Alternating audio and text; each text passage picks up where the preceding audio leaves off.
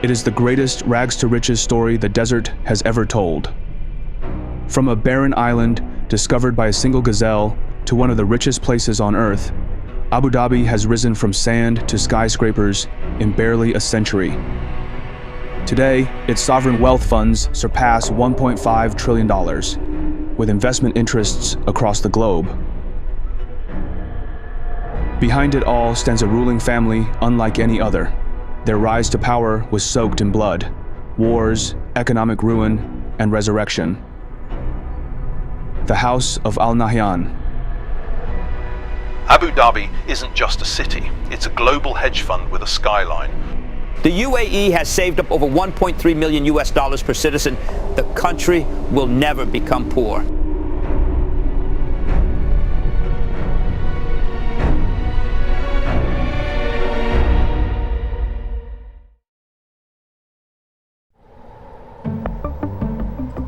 The Arabian Desert is one of the harshest places on Earth. An endless sea of sand called the Empty Quarter, where temperatures can kill a man in hours and water is more precious than gold. For centuries, a powerful group of nomadic Arab tribes known as the Bani Yas fought, starved, and somehow survived by clinging to a hidden green oasis deep in the southern dunes. A crescent of palm groves and sweet wells they called Liwa. Then, in 1761, a single gazelle led a young sheikh named Diab bin Isa across shallow coastal waters to a barren island. There, against every law of the desert, they found fresh water. He named the place Abu Dhabi, father of the gazelle. Within decades, that island became their fortress, and a great mud castle called Qasr al-Hosn became the beating heart of their new coastal stronghold. But the throne itself remained a blade. Brother killed brother. Cousin killed cousin. By the 1850s, the ruling line had fractured once more. Zayed bin Tahnun is the ruler, and he rules with absolute obedience. When a respected tribal elder dares to question him, Zayed orders the man seized and executed on a fabricated charge.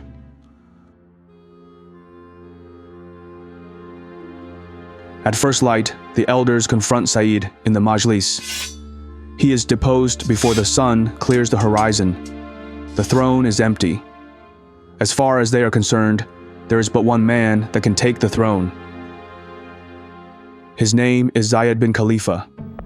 Zayed bin Khalifa was born into that storm. His father, Khalifa bin Shakhbut, had been murdered at a feast when Zayed was barely 10. The boy grew up in Liwa and Buraymi, learning the desert's laws.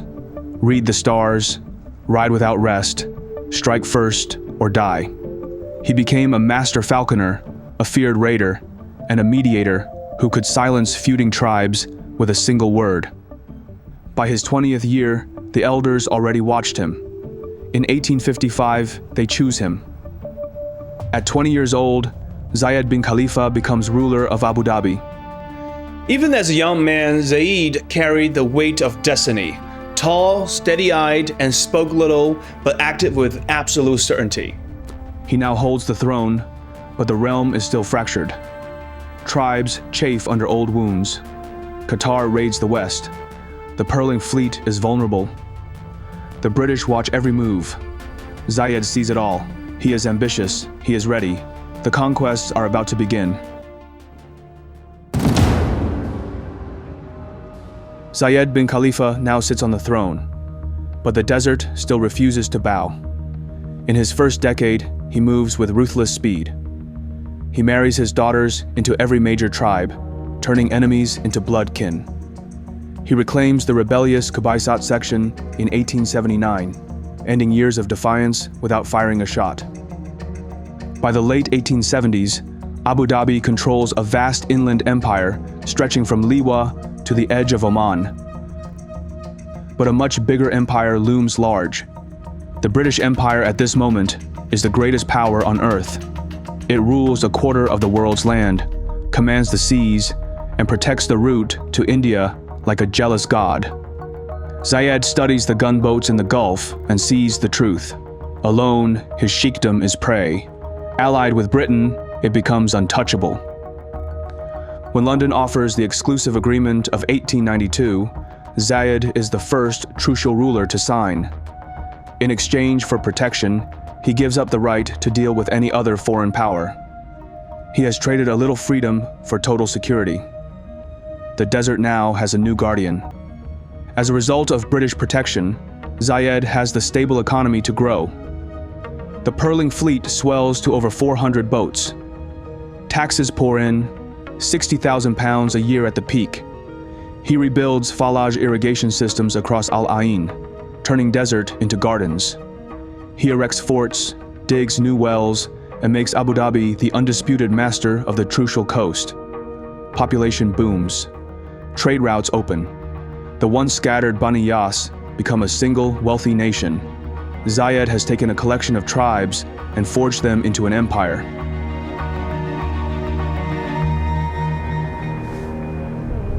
It is 1909. Zayed the Great is 74 years old, still tall, still sharp-eyed, but the desert has finally caught him. For weeks, he lies in the cool shadows of Qasr al-Hosn, surrounded by his sons. He knows the end is near. On the night of May 18, he calls them to his bedside one last time, gives each a blessing, then slips away at dawn. The man who forged an empire from sand and blood is dead. The throne is empty and the knives come out. Soon, the succession crisis is about to erupt.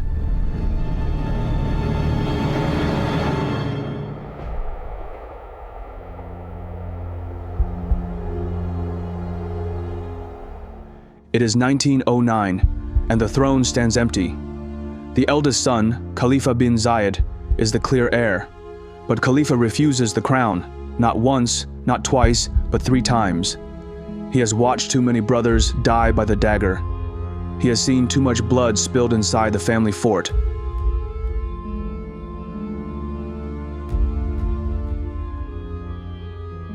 The crown falls to the second son, Tahnun bin Zayed. Polio has already twisted his body and left him childless. Tahnun is quiet, cautious, and overwhelmed. He takes the throne in 1909 because no one else will. For 3 years, he rules from the shadows of Qasr al-Hosn, trying to hold the tribes together. But his illness grows worse. In 1912, Tahnun dies naturally, without an heir. The line of succession is broken again. Power now passes to the third son, Hamdan bin Zayed. Hamdan is more popular than his brothers. He wins support through marriages and favors. But in 1922, the knives come out. His younger brothers, Sultan and Saqr, strike at night. They storm the fort, murder Hamdan in his sleep, and seize the treasury. They find it almost empty. Sultan claims the throne. The cycle of blood has returned with full force. Power transfer in Abu Dhabi was never peaceful. There was no fixed law of succession. Every son could claim a throne, every mother a faction leader. In a desert where rule meant survival, the throne was taken by whoever was fastest with a blade. That was the unforgiving culture of the region. Kill or be killed. Sultan now sits uneasily on the throne as the country is about to be plunged into an economic crisis. For centuries, the Gulf has lived and died by pearls. Every summer, hundreds of dhows sail out from Abu Dhabi. Thousands of divers plunge 40 feet down, holding their breath for 2 full minutes, fighting sharks, jellyfish, and the bends. They bring up oysters by the sack. The best pearls go to Bombay, then Paris and London. Pearling is not just business, it is life. It feeds every tribe, pays every sheikh, and funds the very fort that Zayed built. By the early 20th century, Abu Dhabi's fleet numbers over 400 boats. Pearls are the only real wealth the desert has ever known. Then, a Japanese scientist named Kokichi Mikimoto changes everything. In 1893, he begins experiments on Ego Bay. By 1905, He inserts a tiny bead and a piece of oyster mantle tissue into a living oyster. The oyster coats the bead with nacre. In 1916, Mikimoto harvests the first perfectly round, flawless cultured pearl. He scales the technique fast. By the 1920s, Japanese pearls flood the world market, identical to natural ones, far cheaper, and produced by the millions. The collapse is sudden and total. Natural pearl prices crash. The Great Depression finishes the job. In Abu Dhabi, the dhows stop sailing. Divers sit idle on the beach. Captains cannot pay their crews. Whole families go hungry. The treasury that once overflowed with 60,000 pounds a year now sits empty. The pearling economy that built the emirate is dying in plain sight. The pearling industry was the entire economy. When it vanished, the sheikhs lost their main source of revenue and their main way to buy tribal loyalty. Suddenly there was no money to hand out, no subsidies to keep the peace. The golden age was over. Sultan now rules a realm that is literally running out of money. The treasury is drained. Tribes grumble for their share. Rival sheikhs smell weakness. The same fort that once rang with the sound of wealth now echoes with hunger and resentment. Something is about to break.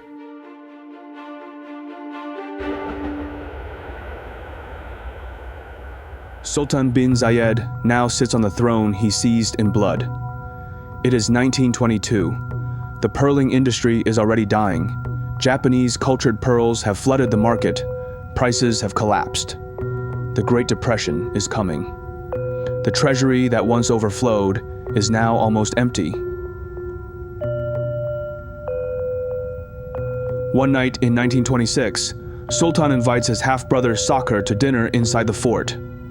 The meal is tense. Saqr has been plotting. As the coffee is served, Saqr draws a pistol and fires. Sultan collapses across the table. His young son Khalid is shot in the chest, but crawls away wounded into the night. Saqr seizes the fort and declares himself ruler. The same family that swore oaths of loyalty has turned on itself again. That dinner was the moment the Nahyan family descended into open murder of each other once more. It was no longer about tribes or territory. It was brother against brother inside the very fort Zayed had built. Saqr's reign is short and paranoid. He pays tribute to the Wahhabis to buy safety. He alienates the tribes. He suspects everyone.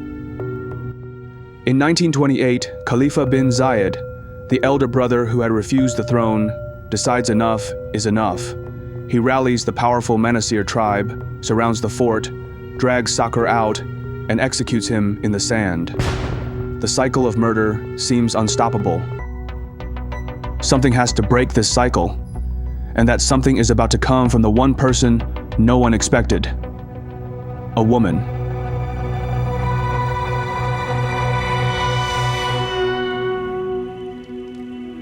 Her name is Salama bint Budi al-Qubaisi. She was born into the powerful Qubaisat tribe, the same tribe that once rebelled against the Al-Nahyan. As a young woman, she was married to Sultan bin Zayed, one of Zayed the Great's sons.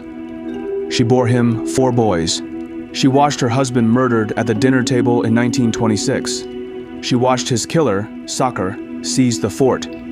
She watched the family tear itself apart in an endless cycle of revenge.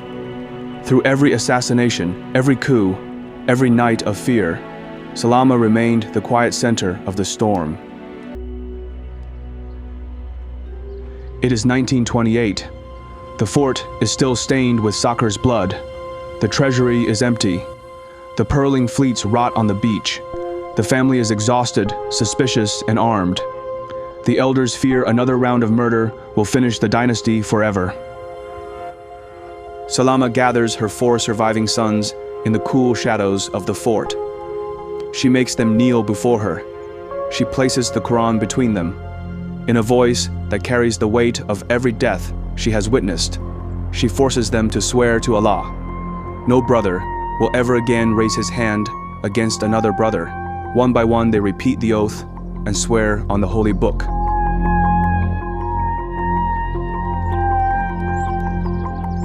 That single moment may have saved the Nahyan dynasty. A mother did what generations of warriors could not. She imposed peace through sheer moral force. For the first time in decades, the family can breathe in peace. Abu Dhabi is exhausted, bankrupt, and shrinking, but the desert still holds one last secret. Deep beneath the sand, something ancient is stirring, something that will change everything.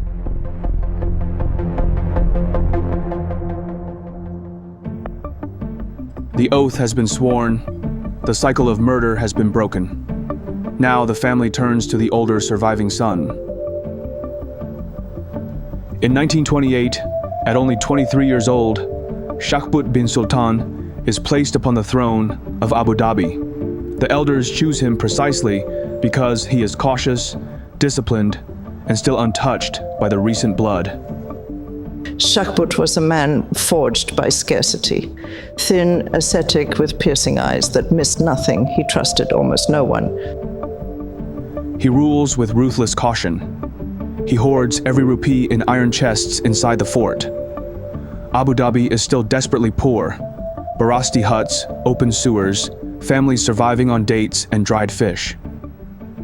Shakhbut believes the desert has taught him one lesson above all. Wealth always vanishes, so he will never spend.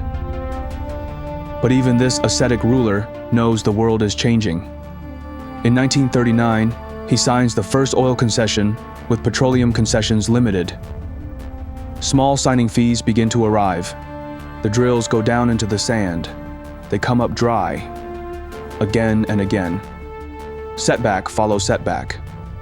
The money trickles in, but the black gold remains stubbornly hidden beneath the dunes.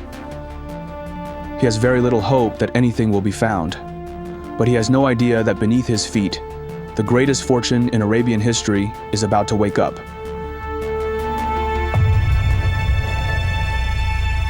Shakhbut signs the first oil concession in 1939. The British company Petroleum Concessions Limited pays him a small signing fee. They drill at Ras Sadr, dry hole. Year after year, the rigs go down and come up empty.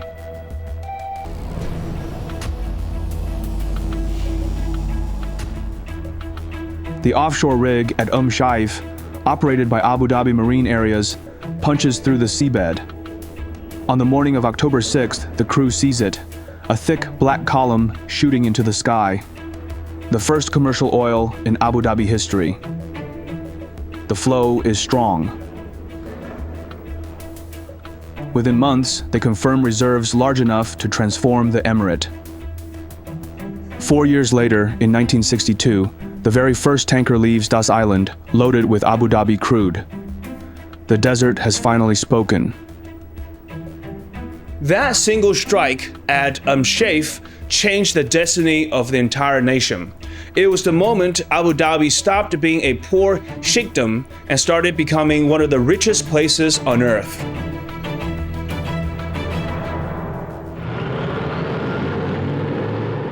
Oil is finally flowing.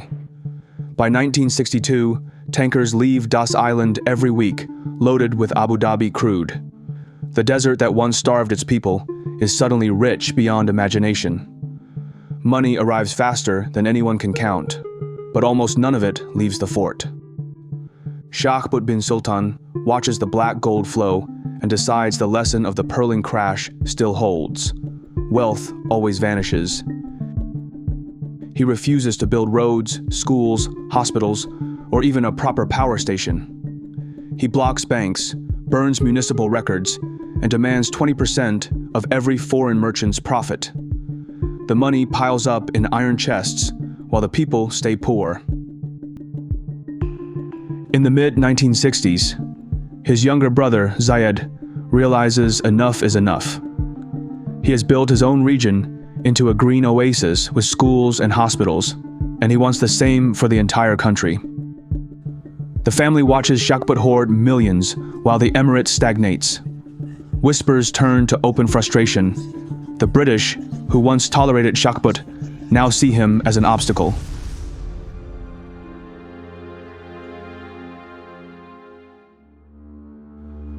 At dawn, the Trucial Oman scouts quietly surround Qasr al-Hosn. Zayed's sons and loyal cousins move into position. No shots are fired. A family letter is delivered to Shakhbut. Abdicate or face removal. After hours of tense negotiation inside the fort, Shakhbut walks out, head high, and boards a plane to Bahrain, then Beirut. The bloodless coup is over in a single morning. Zayed bin Sultan is now ruler of Abu Dhabi. Sheikh Shakhbut, ruler of Abu Dhabi, an oil-producing state in the Persian Gulf, was deposed today by members of his family, the British Political Residence Office here announced. He was replaced by his brother, Sheikh Zayed. The miser has been removed. The visionary has taken his place, and the desert is about to be transformed forever.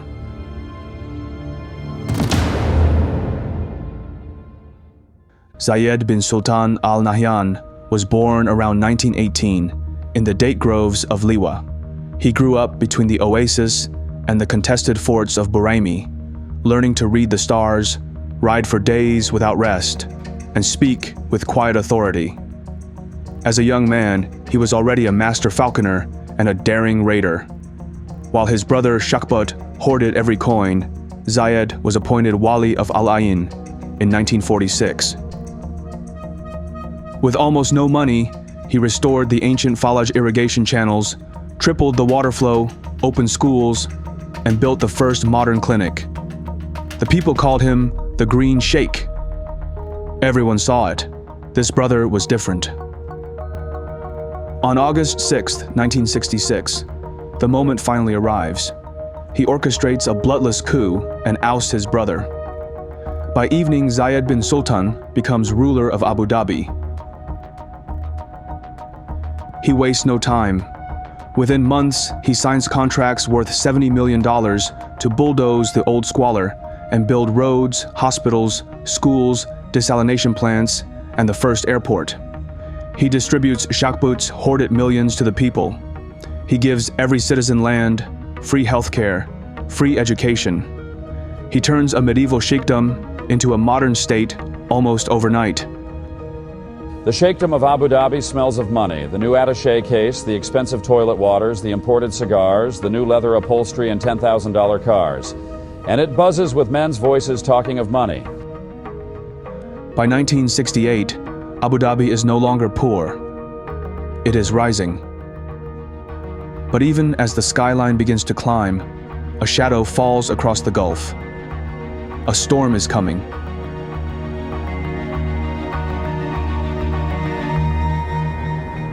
For more than a century, Britain has been the unseen master of the Gulf. Since the 1820 General Treaty, British gunboats have patrolled these waters, crushing piracy and imposing peace. British officers trained the Trucial Oman scouts, mediated border disputes, and kept Saudi Arabia and Iran at bay. The relationship has been cooperative, but never equal. The Al Nahyan have lived safely under the Pax Britannica.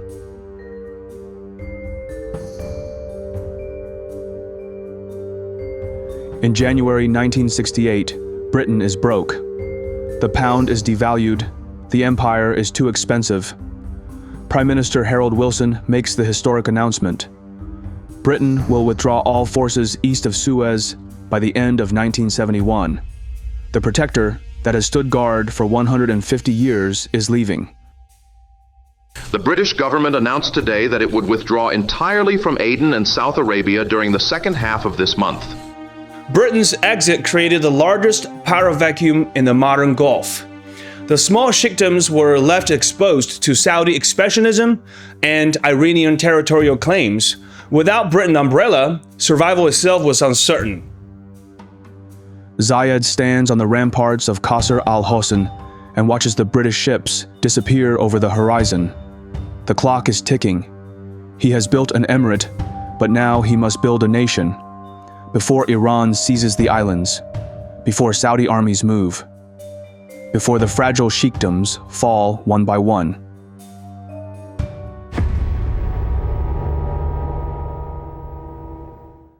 It is February 1968. The British have just announced they are leaving the Gulf forever. Zayed bin Sultan knows the clock is ticking.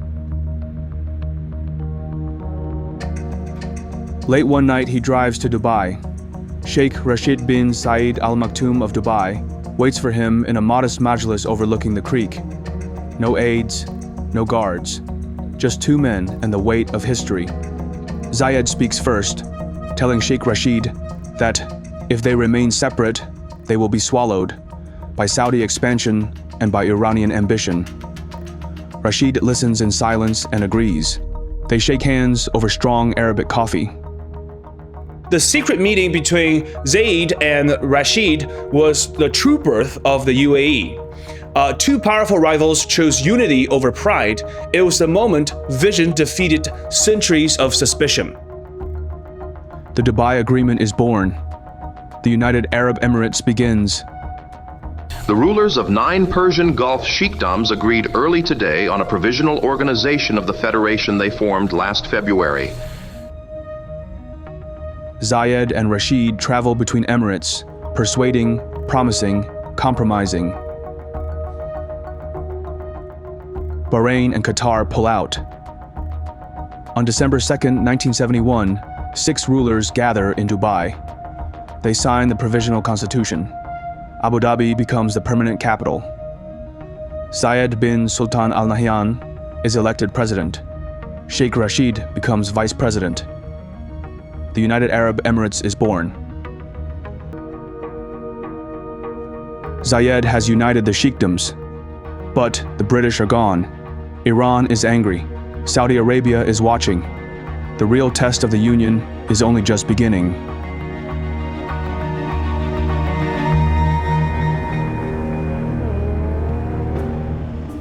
The United Arab Emirates is born on December 2nd, 1971. 7 proud sheikdoms have agreed to become one country, but the union is fragile. The Northern Emirates are desperately poor. There is no federal army, no central budget, no shared institutions. Tribes still owe loyalty to their own rulers. Then, on the very eve of independence, Iran strikes. November 30th, 1971. Iranian troops storm the islands of Abu Musa, Greater Tunb, and Lesser Tunb. The islands have been claimed by Sharjah and Ras Al Khaimah for centuries. Iran seizes them by force. Sharjah's ruler is forced to sign a humiliating agreement on Abu Musa. Ras Al Khaimah loses the Tumbs entirely. Iranian flags rise over the islands. The young UAE wakes up to its first international crisis.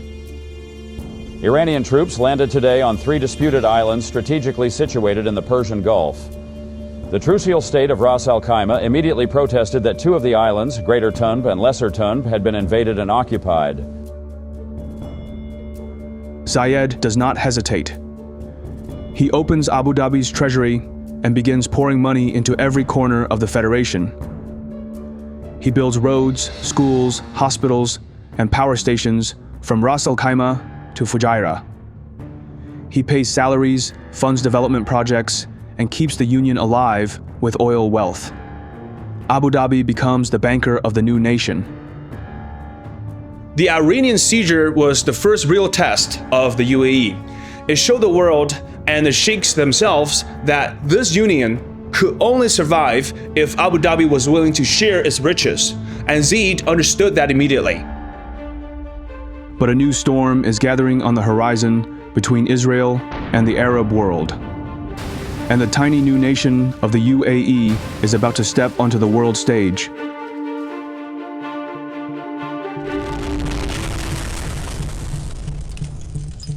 Egyptian and Syrian tanks storm across the Suez Canal and the Golan Heights. The Yom Kippur War has begun. Israel fights for its life. The Arab world rallies. On October 17th, OPEC makes its move. Saudi Arabia, Kuwait, and the United Arab Emirates declare an oil embargo against the United States and any nation supporting Israel. The weapon is simple but devastating. Oil. They cut production by 5% every month until Israel withdraws. The 6 largest oil-producing countries on the Persian Gulf announced a 17% price increase for their crude oil early today.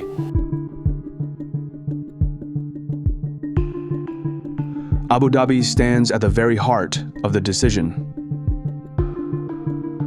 Zayed bin Sultan fully supports the embargo. He tells his fellow rulers that they cannot stay silent while their Arab brothers bleed. Abu Dhabi's oil becomes a political weapon. Tankers are turned away. Production is slashed. The world's factories begin to grind to a halt.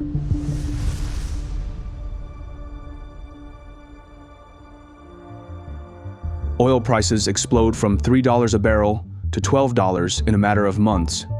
Revenues quadruple overnight. Money floods into Abu Dhabi faster than anyone can count. With that money, Zayed begins the greatest building spree the Gulf has ever seen. He constructs roads, hospitals, schools, desalination plants, and the first modern airport. He funds housing for every citizen, free healthcare, free education. He pours money into the poor northern Emirates to keep the young federation alive. Abu Dhabi becomes the banker, builder, and protector of the entire UAE. By the mid-1970s, the transformation is staggering. Abu Dhabi's population doubles. New cities rise from the sand. GDP grows by over 300% in 5 years. Schools, hospitals, and power stations appear almost overnight.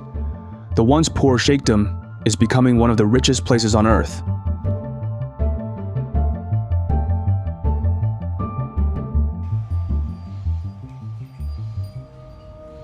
By 1974, the young UAE is still fragile. Iran has seized the islands. Saudi Arabia quietly claims large parts of Abu Dhabi's southern desert, including the rich Zarara oil field. Border tensions are rising. Zayed knows the Union cannot survive another war. He flies to Jeddah to meet King Faisal. The two men sit alone. Zayed offers a painful compromise.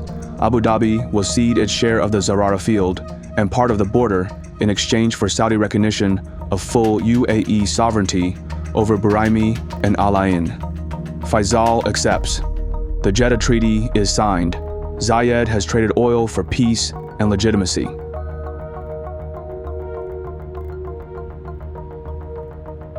Saudi Arabia drops its territorial claims. The border is finally settled. Zayed has bought the young nation breathing room. The early 1980s become Abu Dhabi's golden age. Oil revenues are still high. Zayed pours the money into the federation. Highways link every emirate. New hospitals and universities open. Housing is built for tens of thousands. The once scattered sheikdoms start to feel like one country. Zayed understood that money alone was not enough. He used it to bind 7 emirates into a single identity.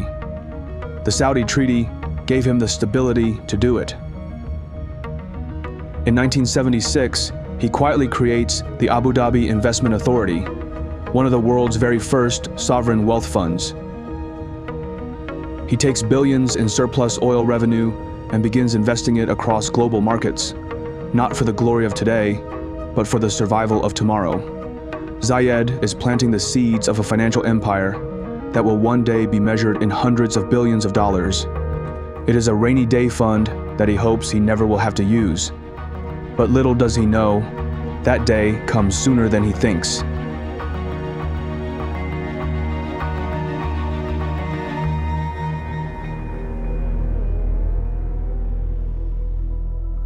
The 1970s oil boom has made the Gulf rich beyond imagination. Prices hit $40 a barrel after the Iranian Revolution. Revenues flood Abu Dhabi. But the boom contains the seeds of its own destruction. The perfect storm is forming. A commodities trader here in New York today said, "Put on your hard hat, the sky is falling." That comment came as oil prices tumble toward their lowest level since the late 1970s. In 1986, oil plunges below $10 a barrel. The world cheers cheaper gasoline. The Gulf feels the knife. Abu Dhabi's revenues collapsed by more than 70% in 3 years. The crash was brutal for Abu Dhabi. Zayed had built entire welfare state on high oil prices. He had to make painful choices, delay hospitals, cut subsidies, slow the federation's growth. It tested leadership like nothing else. The sovereign wealth funds he quietly created in the 1970s act as a cushion. It is about the only thing that prevents the entire UAE from collapsing. But the greatest blow is still to come, and it will be from an unexpected place. In the early 1970s, a brilliant and ambitious Pakistani banker named Agha Hassan Abedi dreams of building the world's first truly global third world bank. He needs massive capital and political protection. He finds both in Abu Dhabi. Zayed bin Sultan believes in Abedi's vision and becomes his most powerful backer. In 1972, the Bank of Credit and Commerce International is born. Zayed pours in hundreds of millions. By the 1980s, BCCI operates in 73 countries with more than 400 branches. It becomes one of the largest private banks on earth. But behind the glossy facade lies a criminal empire: money laundering, arms trafficking, drug money, bribery of officials, and secret control of American banks. Then, in July 1991, the House of Cards collapses. Britain will soon begin liquidating the Bank of Credit and Commerce International, selling assets and settling accounts 6 months after the scandal-ridden bank was shut down, its provisional liquidator said today. Regulators in Britain, Luxembourg, and the United States simultaneously raid and shut down BCCI worldwide. The bank is accused of fraud on a scale never seen before: $13 billion in missing money, fake loans, and systematic deception. The impact is catastrophic. Abu Dhabi loses between $9 billion and $10 billion, one of the biggest single losses any government has ever suffered from a private institution. Zayed is personally humiliated. The family name is dragged through global headlines. For the first time, the ruler who turned sand into gold has been outsmarted. BCCI was not just a bank, it was a multinational criminal organization. Zayed's blind trust in Abedi cost Abu Dhabi more than any war or oil crash ever did. Zayed faces the disaster head-on. He settles with creditors, and he ultimately survives it. But he won't survive what is about to come. Abu Dhabi and Dubai are incredible places to visit. I enjoyed it every time. Whenever I travel anywhere outside the US, one of the first things I do after landing is to turn on my VPN. That's why I use private internet access. PIA hides your IP address and encrypts your internet connection through a secure tunnel. It shields your data from prying eyes, whether you're at home, at a cafe, or traveling. What I personally like about PIA is transparency. Their apps are 100% open source and they operate under a strict no locks policy, and that's been independently audited. That means they don't track or store your activity. You also get access to servers in 91 countries and all 50 US states, so you can securely browse, stream, or access region-restricted content wherever you are. One subscription covers unlimited devices, your laptop, phone, tablet, everything. Go to piavpn.com/Phineas to get 83% off. That's just $2.03 a month, plus 4 extra months free. And there's a 30-day money-back guarantee, so it's completely risk-free.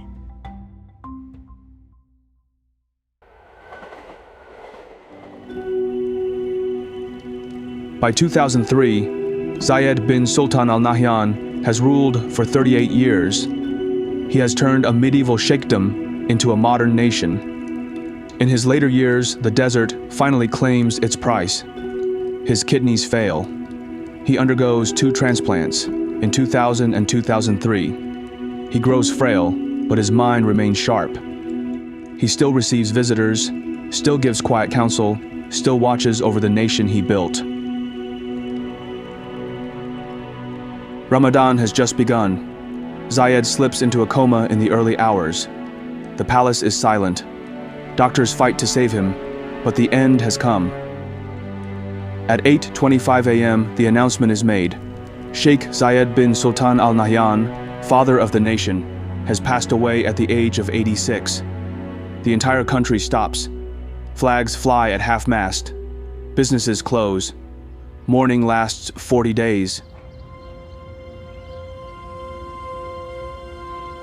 لله وإنا إليه راجعون. صاحب السمو رئيس دولة الإمارات طيب الله ثراه، كان رجل دولة بكل ما في الكلمة من معنى. حياته في هذا التقرير. His eldest son, Sheikh Khalifa bin Zayed Al Nahyan, is immediately sworn in as ruler of Abu Dhabi and president of the UAE. Sheikh Zayed is expected to be succeeded by his eldest son, Sheikh Khalifa bin Zayed Al Nahyan, as Emirates president. He inherits a prosperous, stable nation and a sacred responsibility to protect Zayed's legacy. In the years that follow, Abu Dhabi continues its astonishing rise. Skyscrapers climb higher, sovereign wealth funds swell past hundreds of billions. It is great now, but the Federation is about to be tested again.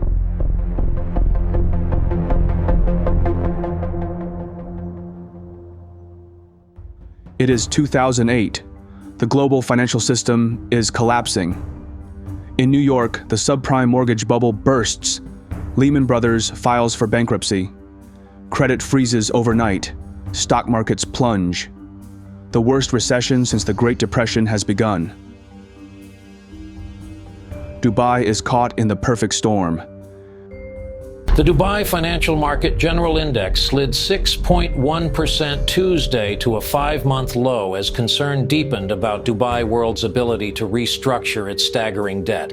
The index has tumbled 22% since the restructuring was announced November 25. The Emirate had bet its entire future on an endless real estate boom. Burj Dubai, Palm Jumeirah, the World Islands. Debt ballooned to nearly $80 billion. When global liquidity dries up, Dubai World and its flagship company Nakheel stand on the brink of default. Construction halts. Cranes freeze midair. The glittering dream city built on sand faces total collapse. Dubai's model was pure leverage. They borrowed massively against future property sales that suddenly evaporated.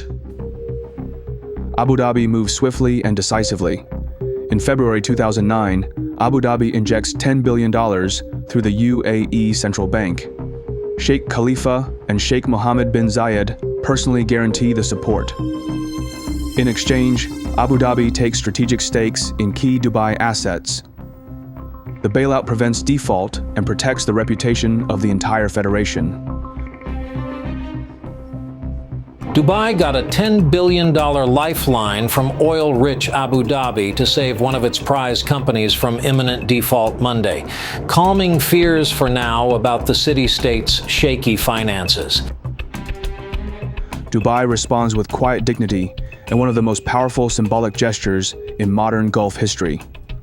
The world's tallest skyscraper, originally named Burj Dubai, is officially renamed Burj Khalifa, forever bearing the name of the ruler of Abu Dhabi, who saved the city from collapse.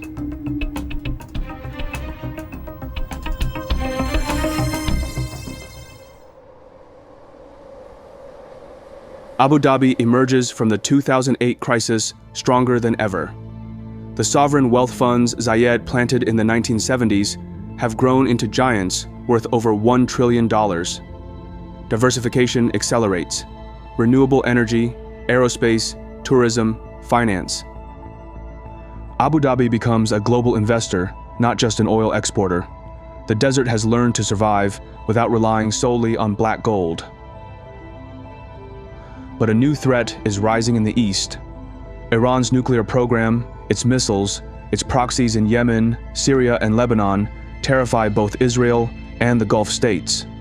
Quiet intelligence cooperation between Abu Dhabi and Israel has been growing for years.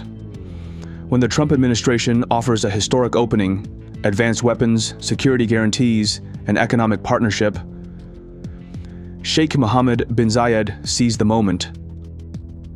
an historic step for Israel and its relations with its neighbors. Today at the White House, Israeli Prime Minister Benjamin Netanyahu and the foreign ministers of the United Arab Emirates and Bahrain will establish diplomatic relations.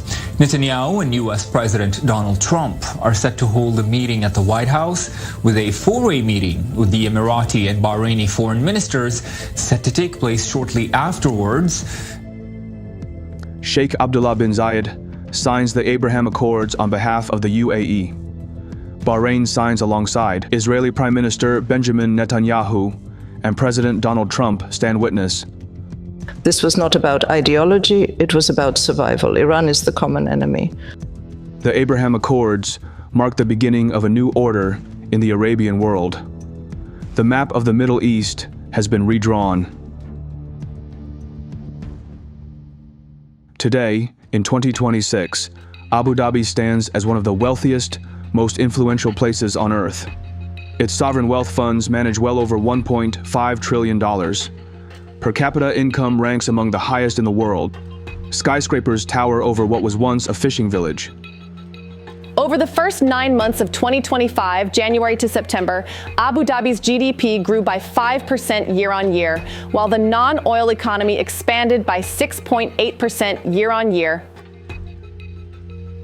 At the center of this transformation is Sheikh Mohammed bin Zayed Al Nahyan. Sandhurst-trained, a former fighter pilot, he has ruled Abu Dhabi since 2022. Under his watch, the UAE has built one of the most advanced militaries in the region. They survived the fratricide, colonial treaties, oil crashes, and family betrayals to build something that should not exist. A stable, prosperous, forward-looking Arab nation in one of the world's harshest environments. But the story is far from over. Abu Dhabi remains a small country of fewer than 10 million people in a dangerous neighborhood. Oil, while still vital, will not last forever. Their greatest test may still lie ahead.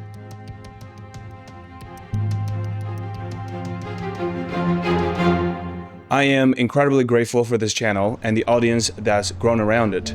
When I first graduated with my MBA, I actually wanted to work on Wall Street.